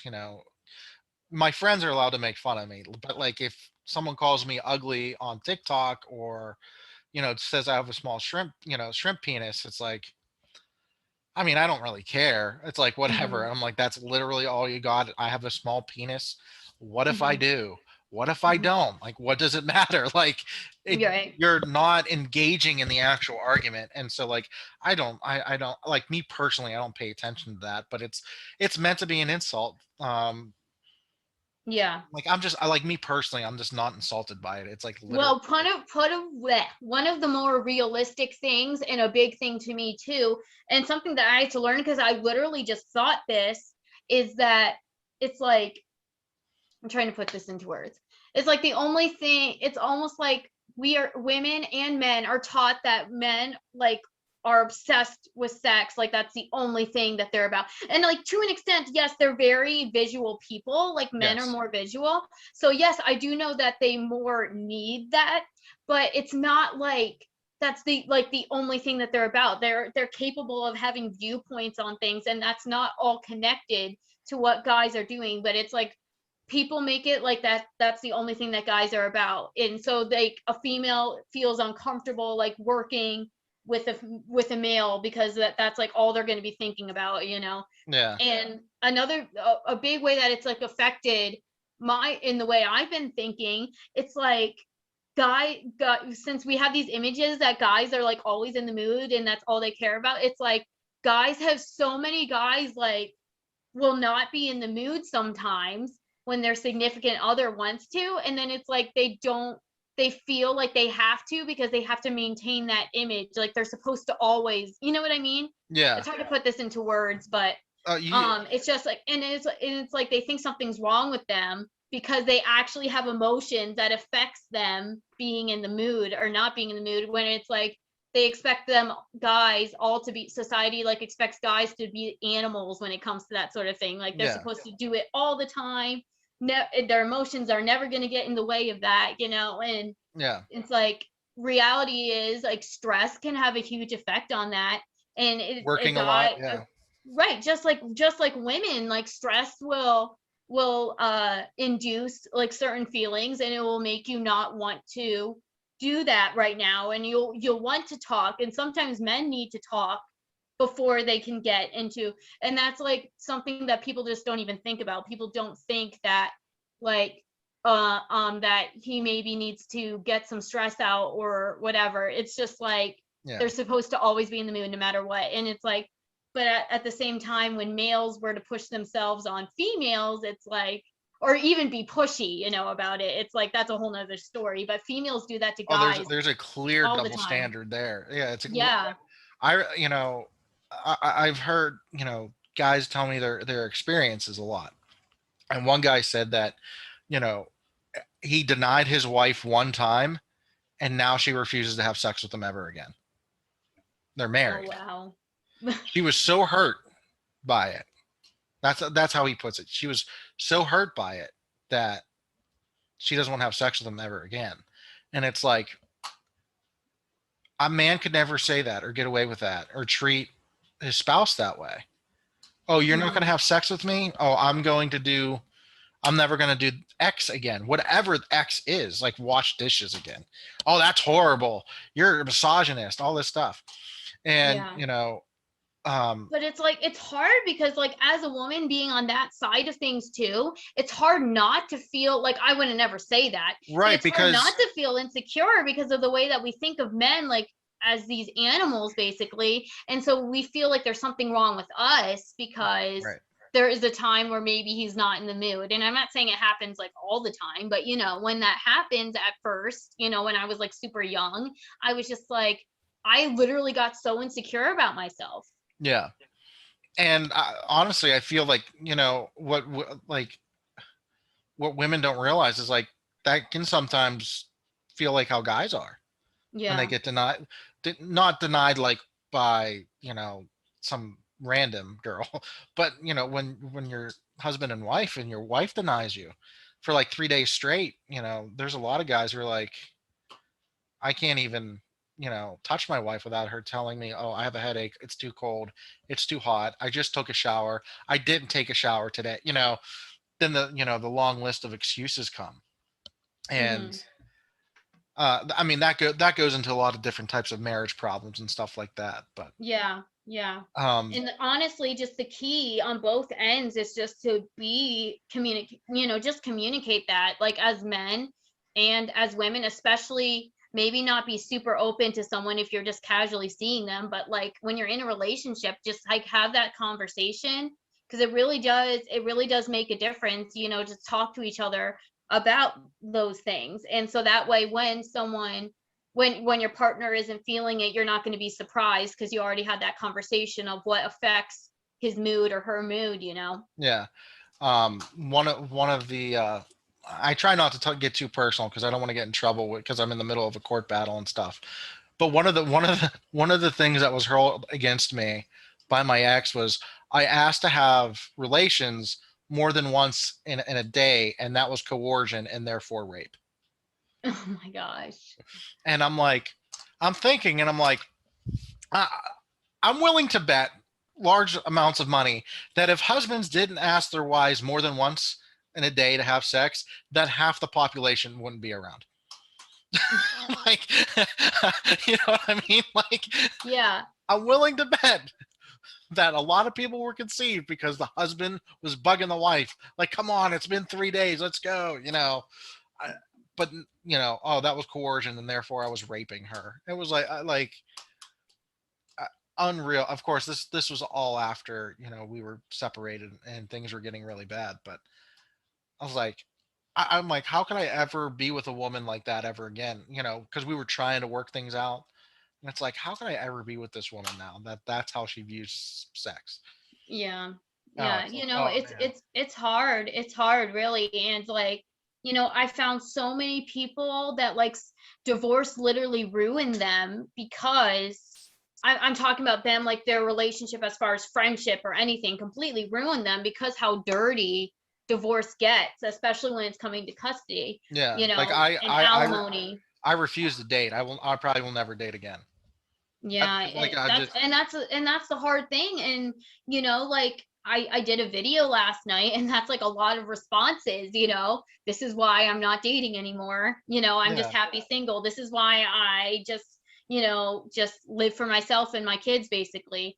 It's a sad reality because like a lot of times like these courts favor the women, and they will. And even if the woman intends nicely, the lawyers kind of manipulate and say, you need to say this because you need to do this, and they'll literally ask for like dirt on them, Right, and yeah.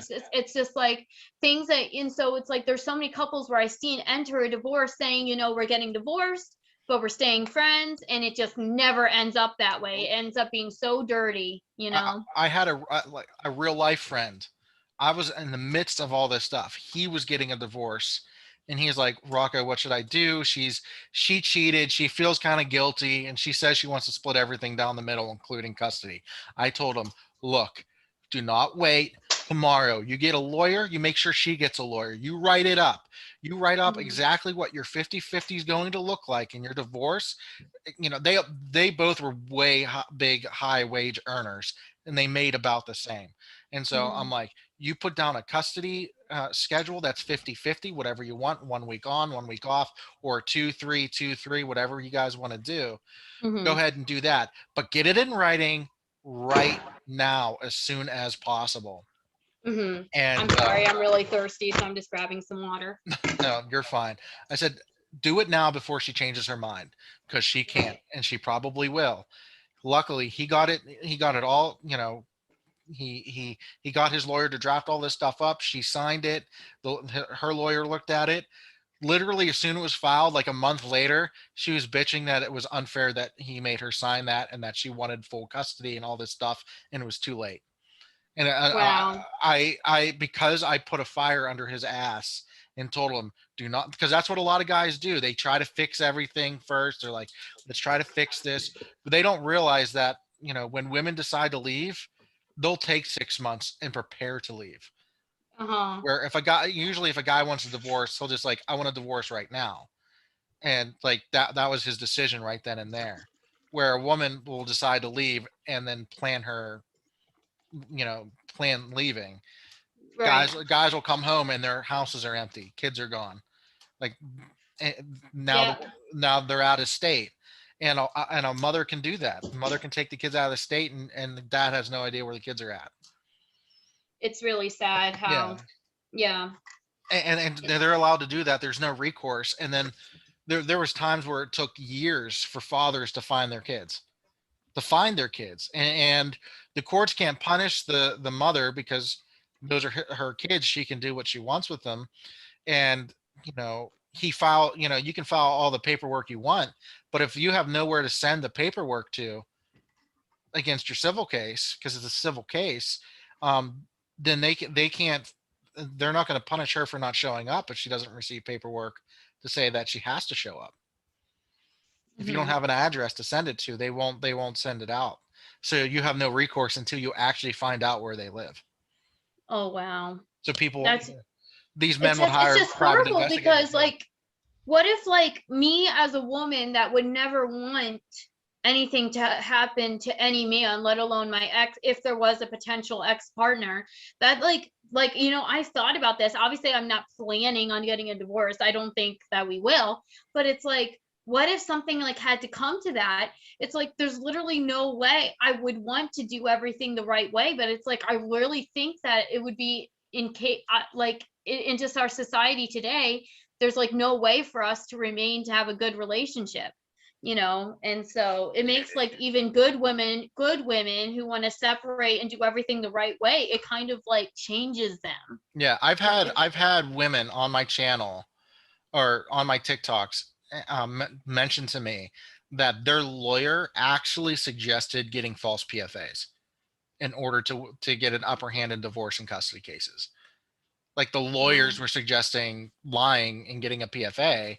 I'll just say he hit you, all this stuff, and you'll get everything because Yeah. the way that PFAs, you don't need any evidence.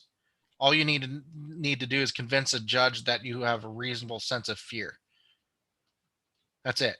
In Wow. most states, like you don't have to. You don't like 70% of like restraining orders or PFAs, protections from abuse. 70% don't even claim any violence occurred, and Wow. they're granted still. Wow. And yeah, so that's another whole part of our justice system, again, that's very anti-male. And these men don't even show up, and they get these temporary orders that, like, not that the men don't show up, it's they get these temporary orders immediately, and the men don't get a chance to show up to defend themselves. It might take months later before they actually go in front of a judge to argue their case. And then what are Mhm. they going to argue? She's not really afraid of me. Like, how do you prove that? Like, how do you Yeah, it's prove like someone's your not word against theirs. exactly? And all she has to Mhm. convince the judge is that she has reasonable fear. Oh, he told me one time he'd kill me if I left. Okay, Right. well, we'll go ahead and grant your PFA. That's all you need to say. That's And crazy. And it's like what other things are said during arguments, and it's just, yeah. I just well, I he just might not even have ever said it. She could just make it up. He might not Yeah, even. yeah, that's the thing. You don't Yeah, really have to have proof, you right. know?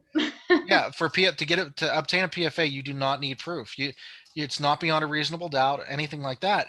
And they wanted to make PFAs even easier to get. I'm like, how much easier is it to get a PFA here in my Wow. state? And it's like, oh, it's amazing. They'll grant PFAs for anybody. Um, Mhm.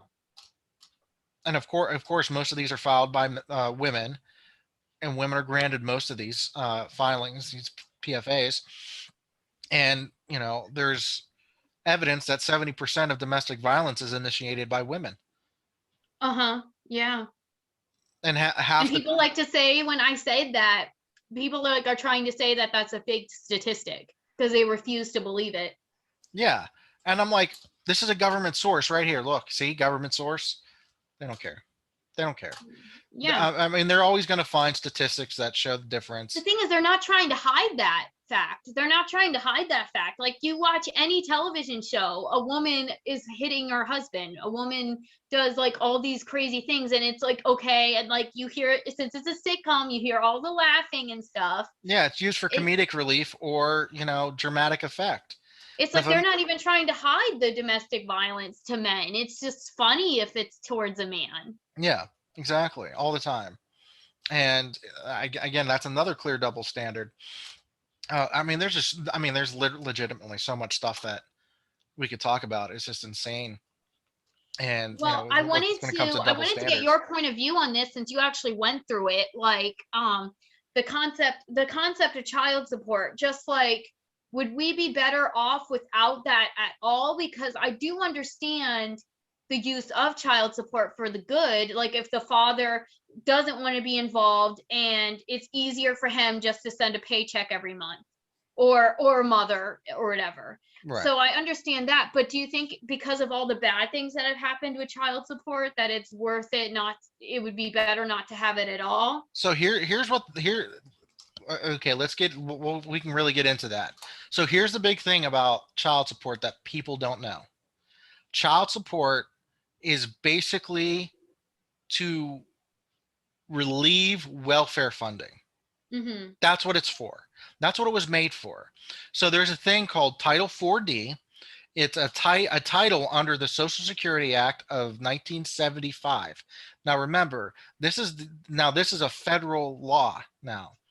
So under the Social Security Act, There's a thing called Title 4D, and it requires every single state. It required every single state to have a child support collection agency of some sort to collect Wow. child support. Mhm. Okay, doesn't sound that bad until you start reading on how it gets funded.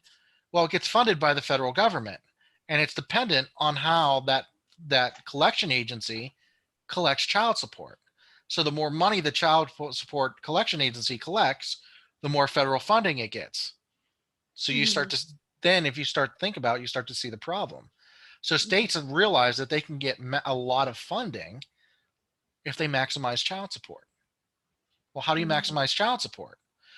Well, we have custodial and non-custodial parents. Non-custodial parent will have to pay excessive amounts of child support. And since men generally make more than women, well, we'll just go ahead and give the kids to the mom. And so she doesn't have to go on welfare. We'll make sure he pays crazy amounts of child support.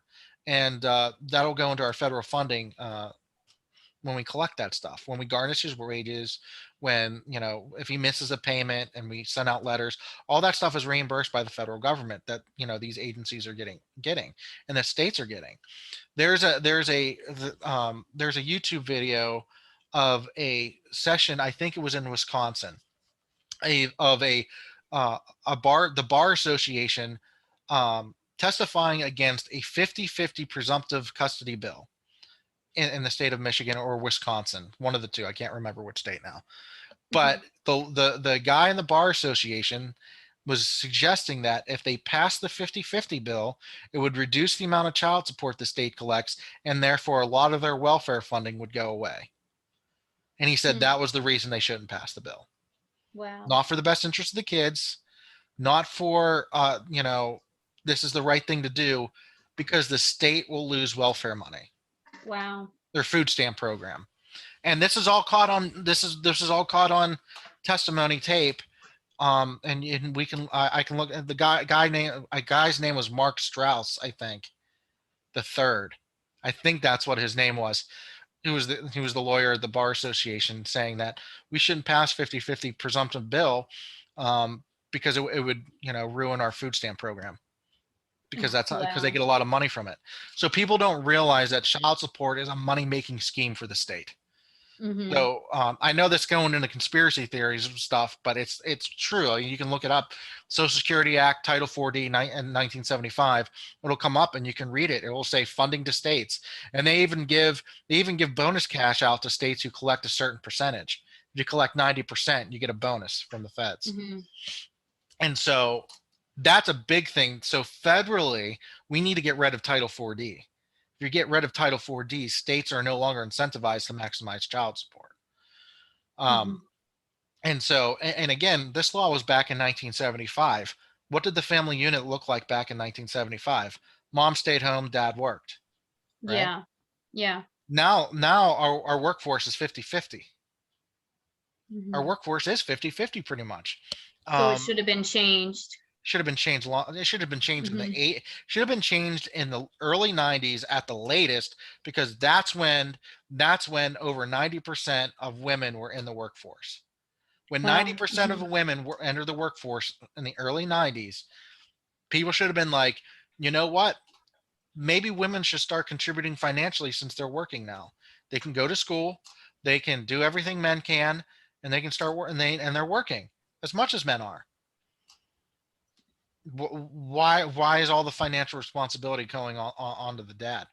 And so historically, before that, child support was only for men who abandoned their families. That's what it was for. And I'm fine with that. If you're a man and you want to abandon your family, okay, you have to pay something. The least you can do is pay for some of their child. But that is not what's happening today. What is happening is the state is saying, you don't get your kids during this time, and because we're telling you you don't get your kids for the majority of the time, you have to pay money to her because she's taking care of them the majority of the time, because we just decided that for you. But I want to be in my kid's life more than just every other weekend. I want to do 50-50. Well, you can complain to the child support office. My decision is every other weekend. So then you Mhm. go to the child support office, which is a different court. You're not usually not in front of the same judge. And so they don't care. They don't care what your, order is. They just go, how many overnights do you have? This is what you pay. Wow. How much money do you like? How many overnights do you have? How much money you make? This is how much you pay. And it's devastating. It's devastating for me to think about, like, if that were to happen to me, like, as much as I love my kids, which I'm not saying that, like, for some reason, a lot of people think that men don't love their kids as much as moms love their kids or whatever. But Yeah. like me, as much as I love my kids, like being not being able to see them, and on top of that, like having to pay money to them, and it just is reminding me that I'm not able to see them every time I'm paying. Yeah. Man, it's just traumatizing to think about. Right. And unfortunately, there's a lot of psychology in this as well. It's like, the mothers will start looking at the kids as a financial gain, and the It sucks. father. I've heard women, I've literally heard women, and I didn't know these women, but it's like they're literally planning out to have not to have kids with their significant other, to have a kid from like a one night stand. They like plan these sort of things so they can get child support. I've heard women, and these wouldn't be considered like deadbeats or whatever. You would have thought they were like normal women. And it's just like, oh my gosh. Well, It's there like, was, and that's the thing. Like, if there are women, not a lot but there are a significant amount of women who will, purposely go out, find a guy who has no kids, have a kid with him, then put him on child support, and she'll keep doing that to different men that don't have kids, because if they don't have any other dependents, it'll maximize the amount of child support they have to pay. Because if they have like 5 other dependents, you're not going to get anything from him because he has 5 other dependents to take care of. So yeah. that's something that is calculated in child support. So women are teaching other women this because they know how to game the system. So this one woman had 3 kids to 3 different dads. Okay, she was Mhm. getting almost $40,000 in child support payments a Holy year. cow. A year. That's insane. That's a career. It's more than a career. You want to know why? Because child support is untaxable income. Oh That my or gosh. like she was getting basically $40,000 a year untaxed. That's horrible. So that's I like, just don't understand how you cannot feel guilty about that. Like, she believes she deserved it. oh my gosh. And I'm like, that's over the she was getting in child support over the average income, almost the average income. She was making almost the average income in just child support payments. Hmm. And it's like, it was amazing to me that that can happen. And so that's, I figured it out. I mean, that's normally an $18 an hour job to get gross $40,000 a year. You'd have to be making $18 an hour. Hmm. But because it's untaxed, it's really like she's making $23 an hour because it's Yeah. untaxed. Because on eighteen dollars an hour, you're paying pretty good tax, and she's not paying anything on it. So it was the equivalent of having a $23,000 or $23 an hour job full time, Hmm. Hmm. and then she got to work on top of it. And who knows, like that just might have been her child support payments, but you know, they have to pay half a daycare, they have to pay for um, insurance, medical insurances. Oh, they're going to school and he wants to play football, you got to pay for half the football stuff. So it's not even counting all those expenses. Those are just the child support payments she was getting. Hmm. um Hmm. so yeah, I with when it comes to child support, I think, I mean, there's a lot of issues we need to get rid of. You need to get rid of Title 4D, first of all. Then each state has to have a 50-50 custody presumption bill or law where you get 50-50 custody unless you can prove there's actual abuse or neglect, or you prove that the person's not capable of taking care of children. Like, you Right. have to prove that, not Hmm. just to accuse it, you have to prove it. Other than that, you get 50-50 custody and you guys get to figure it out or make a judge figure it out for you. When that happens, all that child support gets reduced. In a lot of cases, there probably won't be any child support being going back and forth. But I think if you have 50-50 custody, there's no reason anybody needs any child support Yeah. Yeah. at all. Exactly. That's what I think is absolutely ridiculous, is the 50-50 thing, and then still having to pay child support. Yeah. It's just, and I did a video on this, and it's always, I feel like a lot of my videos that need context are the ones that go viral, and it ends up on the wrong side of TikTok where people completely take it the wrong way. But that's why it goes viral. Right. It's insane. Well, this one video went viral, and it honestly, it was meant to be serious, but it was like my main point was to make sure that your kids are taken care of first with your child support before you spend it on yourself. But it was like, I did like things you shouldn't spend child support on, and then like I went like alcohol, cigarettes, clothes for yourself, getting your hair done, getting your nails done, or whatever. And it like went viral, and so many women were stitching it. Oh yeah, they were like, I get to spend that money. That is my money. I get to do what I want. Yeah. Right. And he doesn't ever take, and that like some were even like sobbing, he doesn't, I have to take care for my kids. Oh, and whatever I want to do with it, I'm gonna do with it, Yeah. And like there was a couple things that it's like, first of all, like I've had an issue with like some women were saying, I only get $20 in child support or whatever. And it's like, well, obviously there's a reason you're only getting $20. That's probably because you're only like that he's only making a certain amount of money. Or they probably have 50-50 custody. Right. Right. And they're only gonna, we have 50-50 custody, and I'm only getting $20 a month. Like, oh, come on. And it was like I literally, like, there were so many videos that I commented on, and I was like, you know what? I don't know how you can be so ignorant. I don't say that, but I don't know how you can like completely miss the point. Like, the point is, like, it was supposed to be kind of funny or whatever, but the point of the video was that your kids and they know this, women know this, that some women count on their child support to do their special things for themselves. And that's who I was talking to. And then a lot of, like 90% of the people that I stitched these videos to, I said, that stitched my video, I was like, great, my video isn't about you then. It's like, I think they think like, okay, well, the child support goes into all this pool of money, and this pool of money is mine. That's how they think child support is. And that is how child support is. Most states don't tell you what you can and cannot spend your child support money on. And a lot of people like just get it in their bank account like once a month, and it gets mixed in with their other money, so they can't really specify right, what exactly. Child and support.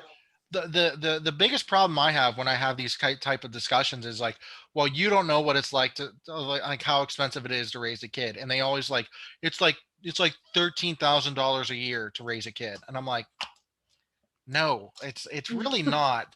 Like, so like because like, first of all, like I have my kids, granted, not all the time. I have them on the weekends now, but when you're looking at those like statistics of like what it's like to raise a child, so what they're doing is, and how they're calculating that is, okay, so if you and your husband have a house, you go, you buy 2-bedroom house. Okay. You have a kid. Now they're like, okay, what's the expense? What's the difference between getting a 3-bedroom house now? Because you have to add a bedroom. So this is how, and this is unfortunately how they also figured out the child support calculations. They did this all back in the 70s too. It's like, what is the, difference between getting a 2-bedroom house and a 3-bedroom house? Well, if you and your husband have one kid, why do you need a 3-bedroom house right now? You have 2 bedrooms. You don't need 3 now. Yeah. Mm-hmm. So, so they start adding that cost into, what it is to raise a kid. And, they're almost like making it like a full-grown child. Yes, diapers suck. But like right now, neither one of my kids are in diapers. They're both potty trained. They don't eat a lot. And when it comes, I'm in a 2-bedroom house. They're sharing a room. Like, and when they're not here, guess what? My expenses are relatively the same. They are like, Yeah, even if I didn't have, like a lot of the meals you cook are designed for 4 people anyways, right, and So when, it's like, if my kids did not exist and I still lived here, my expenses would be relatively the same. I'd be spending a little less on food, probably 10% less on utilities. And the diapers cost was the biggest, cost oh when they were in yeah, both of diapers. my kids are in diapers still. Oh wow, yeah. It's so much, it's like a Hmm. big weight lifted off you when they're not um on diapers anymore, just financially. Hmm. So like I understand like the diaper phase, yeah, that can add a lot of expense, but not $13,000 a year. That's Yeah, insanity. that's it. That's insane. That Right. really is insane. Right. And so they're arguing, and then they're like, most women don't get that a year. And I'm like, some do. It's like, yeah, yeah. I'm thinking here to myself, yeah, some do, unfortunately. And then, uh, and that's the thing. It's like, well, I have all these expenses, whether my kids are here or not. So does she. Why do I have to pay for her to literally to live? That's what I'm paying her. I'm paying her rent. What I pay, because they don't base child support off what it costs, what your cost of living is, where you live. They don't base it on that stuff. It's what you make. That's why there's Halle Berry. Halle Berry bitched about how much child support she was paying. Halle Berry, a millionaire, Wow. multimillionaire. She got it reduced by half. Now I still think she's paying like something crazy, like $10,000 a month or something. That's insane. That to me is insanity. But she was paying like 20 grand. Well, I forget what the exact numbers were, but she bitched enough to where she got it dropped in half. Hmm. That doesn't happen to men. Men who are living in their cars, they don't get their child support dropped in half. Yeah. They'll go to the judges and they say, well, if you don't make a payment, you're going to jail, and they'll send you Hmm. to jail for 6 months for not being able to pay your child support. Like And that's that's gonna crazy help. because I'm trying to think of like how many times we've struggled like with our kids, and like we had to move, and we literally moved with like the clothes on our bodies and the shoes on our feet. We like moved and we had nothing, and it's like, I was able to get resources. I went to the whatever, the government building. I was able to get help or whatever, but it was like, it made me think, like, what if a guy is in this sort of poverty, a single guy, and he has kids? It's like he gets punished by jail. Yeah, You know, women it, women who can't afford their kids, they get government housing, they get government medical benefits, they get food stamps, they get cash assistance, free daycare, all this stuff. If you're a dad who can't afford their kid, you go to jail. and you even get looked at weird. Like, I remember that I was like super sick when I was pregnant with my oldest son, and we were very poor. We decided to go on the system WIC, and I was super sick. I could hardly move. And so I was at home, and my husband got the WIC papers so I could sign, do it. It's like he got looked at weird. They said that they weren't being helpful, and they were like acting like he was like some jerk when Yep. all he was doing was getting paperwork. It's like society is against married couples, that are struggling with money, and Oh, they it's just always, it's men. It was yeah, probably because he was a yeah, man. yeah. Because And that's why whenever I need to do anything, I'll come by myself now. yeah, I won't bring him, you know. yeah. So I mean, they offer all this stuff for women, and like, so if you're a man who's paying a lot of child support, they don't take that into account. They only go by what your gross pay is. So like me, Wow. where I was bringing home $800 a month, that's below slave labor. Working full Yeah, time, that's below slave labor. yeah. And I could go to those places and they're like, oh, what do you make a year? Oh, 65. Oh, you make way too much to even get any help. So like I wasn't even able to get help if I wanted it because my gross pay is too much. Yeah. And then And, they also don't take into account, like, if you're paying off like school bills and your yeah, they don't mortgage. care. They don't take any of that into account. They just look at the fact that you're making this much, and that's it. Right. It just sucks. Yeah, so they won't take into account that I'm paying all this child support money that doesn't go to me at all. It goes to my ex. They don't care. It's like, well, you can't, again, because child support was all meant to get off of welfare. So if they could just go by gross income, but they take so much away from the father, and to the point where he is poor, well, he has no recourses to help him out. He's below the poverty line, what he brings home, but we can't help him. Yeah. And that's what ends up happening. It's a really screwed up system, basically from Hmm. top to bottom. It completely Hmm. needs to be rescrapped. Marriage needs to be not marriage, but divorce needs to be scrapped the way that it's done. I think no fault divorces need to go away. I think when it comes to like relationships and stuff like that, and marriage and divorce, what has happened is in the old days, it's, divorce was shunned. You would be shunned if you were divorced.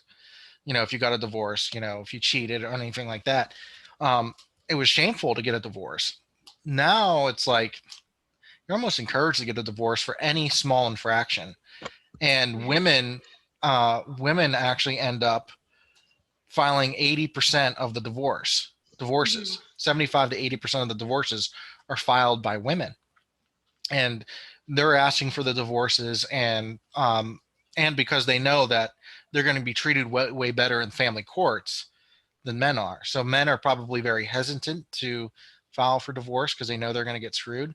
And women, I think, feel that divorce isn't shameful at all or whatnot. Vows, are written on water, in a river.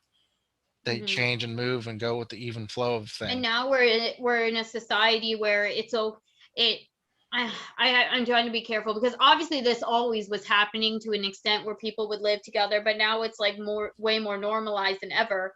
So now it's like, marriage isn't even a big step anymore to in their minds because No, yeah, they yeah. People want to say, "Oh, well, the divorce rate dropped off." You're not being very honest. I'm like, well, actually, if you look, our marriage rate is at the lowest it's ever been in American history. It's the lowest well, it's ever been. And of course, when you don't have a lot of people getting married, you I don't just have a have a lot of quick divorces. I'm sorry, I just have a quick question. Someone was Yeah. asking what you consider the old days when you say the old days. Prior to basically 1960s, 1970s, 1960s. Prior to that, divorce was very rare. Yeah, It was very rare. right, right. Yeah, and you can look at the statistics. You can see that it was very rare. Um, so I'm not saying those were the good old days. I'm just Right, right, saying right. those were the days where you didn't get a divorce. Like you Yeah. stuck through your issues, all this stuff, and if a man cheated, you would get a divorce. If the woman cheated, you would get a divorce. It was marriage. See, men have a proclivity to want to be with a lot of women. Just that's just guys' proclivity, and marriage really restrained that. With women, they're very hypergamous, meaning they're always chasing the highest status male that they can get. The guy who works a lot, the guy who has the best status, the guy who has money, that kind of stuff. That's just what women are attracted to, and men are attracted to youth and beauty usually.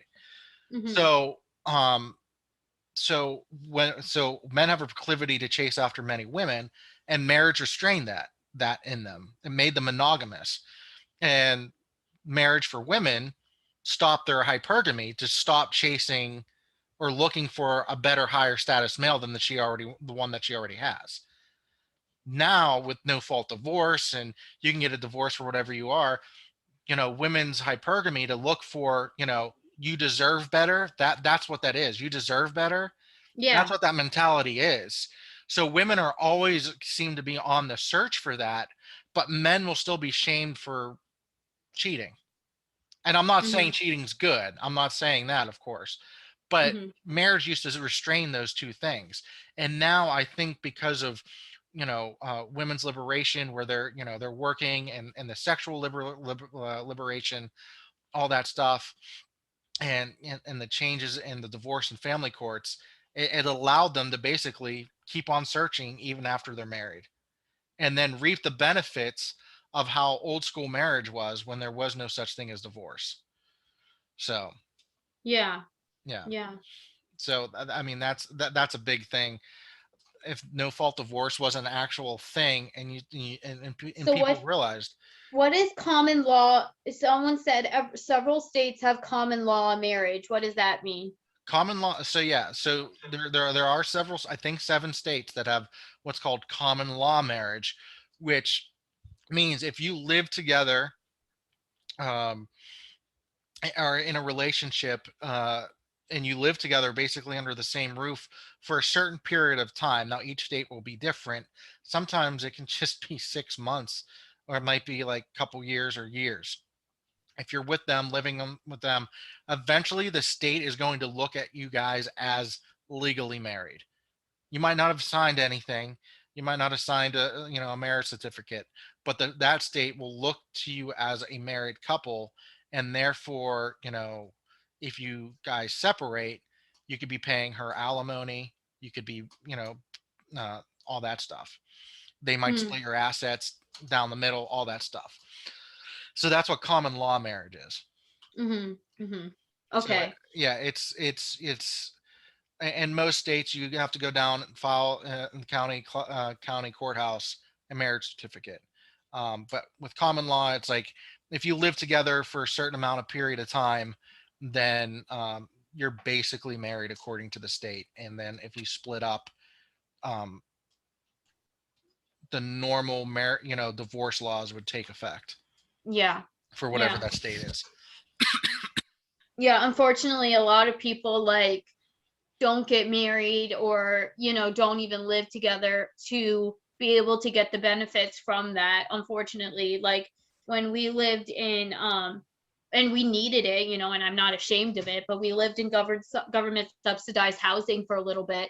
And it was like we were the only married couple there with kids but it was like we got to know our neighbors and stuff, and a lot of them were literally like with the same guy for like years, like longer than Sam and I were together, but they aren't married because they have to their income, I mean their rent is based on what their income is, and if it's a one income household, they're paying a lot less for rent. Yeah. So it's just crazy because no matter how strict rules are, it's like people still will manipulate the system and take advantage of things. So Yeah, our that's system. Yeah, crazy. that the whole welfare system is so easy to basically defraud. It's insane. Like Mike, I had a family member who was on hard times. All he wanted was insurance. That's all he wanted. He didn't want food stamps. He didn't want WIC. He didn't want any of this stuff. He Hmm. just wanted health insurance. And they said, quit one of your jobs and you'll get all this stuff, but you have to quit one of your jobs. They literally told him to quit a job in order to get government benefits because he made too much. Because Yeah. he had 3 jobs. He had 3 jobs, and they're like, "Oh, well, you're making too much. You better quit this your full time job so you get more in benefits than what you're making at that full time job." He's like, Yeah. "What?" That, and that's one thing that I even see on both sides, like male and female, maybe more so with male, but it still happens with females. It's like I feel like when it comes to getting college grants and things, they need to look more into it. Like they can't just like look at what the income is. I feel like they need to do some more researching on like what this person's debt looks like, what this whatever, because it's just things can be so misinterpreted. Like Sam and I talk all the time, like how much, well, we won't be rich, but how much less money or how much more money we will have when we're not paying off our schooling and all this other stuff anymore. Because literally that's taking like 60 to 70% of our income, you Wow. know? And so it's like, we're not, so on paper, you would think that we're making a whole lot more than what we actually are using. So I really wish that our government did a lot more research when it came to helping people and granting people money and stuff. So Yeah. I don't know. That's all the questions I really had for you.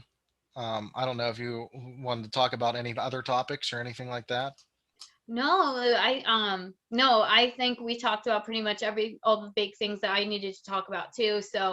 Um, so I'm trying to see. I haven't really gotten any. Somebody, somebody said this sounds political. I'm leaving. Oh.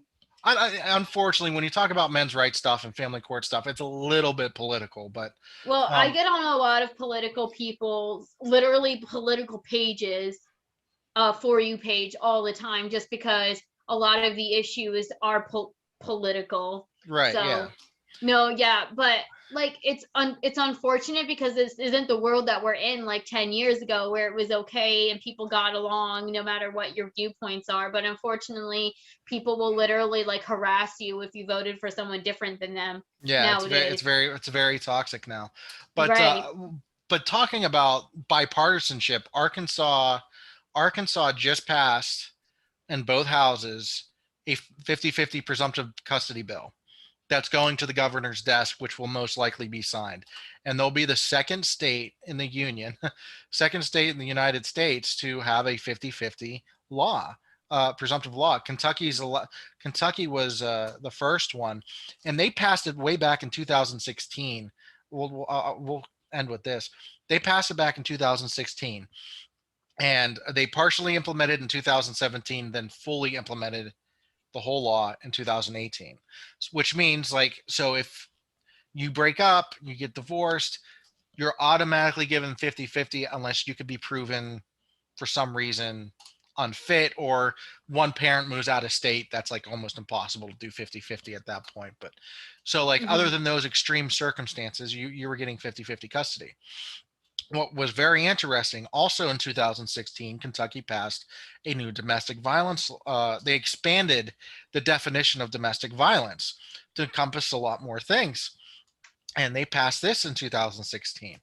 And so if you look at all the records of domestic violence rates and PFAs and all this stuff, you'd see that every year it rose a little bit, like by like 1% or 2%, which was equal to the population increase they were also getting, because Hmm. Kentucky's getting higher. A lot more people are moving in, so their population. So it was keeping up with population increase. So in 2016, what they expected to happen was an increase, a much bigger increase, because they expanded the definition of domestic Hmm. violence.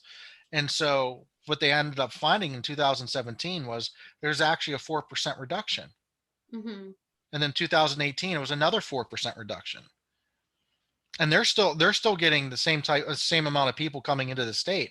And there was a paper was saying, well, when you're guaranteed 50-50 custody, it really drops off the false PFAs, the false domestic violence claims, and all this stuff, because you have to prove beyond a reasonable doubt, basically, in these court proceedings that it's Hmm. happened. So all these fake ones stopped going out, and they realized now all the cases for domestic violence went down, and cases for child custody cases went down, clearing up the courts to actually take on the more serious cases rather than clogging Mm. up the thing. So the law in That's good Kentucky, then. right, the law in Kentucky is working very well, and Arkansas just passed it. It's going to the governor's desk, and West Virginia also, I believe, passed a law and is going to the governor's desk. So That's awesome. That's really some good news. I actually did just think of something that I wanted to say because I kind of get this question a lot and I really don't know the answer. Is do you think like accounts, there are several accounts like ours.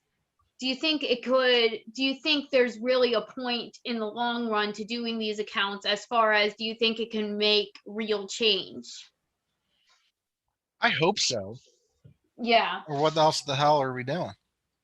Yeah. Yeah, like, I hope so. Well, I know for a fact that we're changing individual lives and individuals, but Yeah. what I often wonder is like how much of a movement would we have to get to actually influence some of these crazy laws and this crazy bias towards men and whatever. Right. So I mean, I'm mostly because again, because it's the thing that affects me the most. I'm mostly wanting to help with family court stuff, getting all that stuff changed, and there's an organization called Americans for Equal Shared Parenting, and the guy who runs it, his name is Mark Ludwig. He is probably the best. He technically he's a lobbyist, but he's a lobbyist to push for 50-50 custody. So, if you think 50-50 custody is a good thing, you definitely want a lobbyist to lobby for that thing, for that stuff. You need lobbyists. Unfortunately, you need lobbyists in Washington D.C. to push anything you want. So Mhm. when it comes to that stuff, he's great. He teaches people how to talk to your own state legislators. So like I point to him in my page for that stuff. Like people need, and that's what I try to encourage. And like I try to bring up these updates like, hey, this passed in the Senate in your state. And if you belong to the state, call your House representatives and tell them to also pass it. Or call the Mhm. governor's office and be nice. Don't be mean. Don't threaten. Don't do any of this stuff. Just call him and say that you support this bill and he hopes that they pass it or the governor signs it. Mhm. That's what I want people to do, and that can help influence um, a governor's decision. In Mhm. 2016, Florida passed, both houses passed a 50-50 equal presumption bill in Florida. Governor Rick Scott vetoed it because the National Organization of Women were in his office yelling and screaming at him not to sign it. Wow. The biggest feminist organization. That's another reason why I don't like feminist organizations, because they always protest the things that benefit them.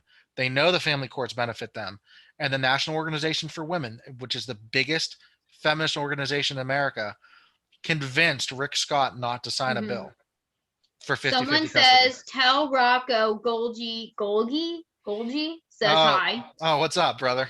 So I run a Discord, and so he's one of the guys on my Discord, and my Mhm. Discord, there's a lot of stuff we talk about, men's issues, and we, Yeah, talk about things that we're going through and all this stuff. So we're very supportive in my Discord and stuff like that. So that's tell awesome. them what's up. Yeah. Yeah, he's still on here. His profile picture says father's right. So, Yeah, he has some good stuff too. So people should follow him as well. Um, he doesn't show his face though. I don't think he's ever shown his face, which is fine. yeah. So Yeah. I'll keep showing my ugly face. So I'll be the face of, and that's such a shame too, because like I know like the reasons why some people, when they don't want to talk, when they want to talk about this stuff, but they need anonymity, like anonymity. They can't.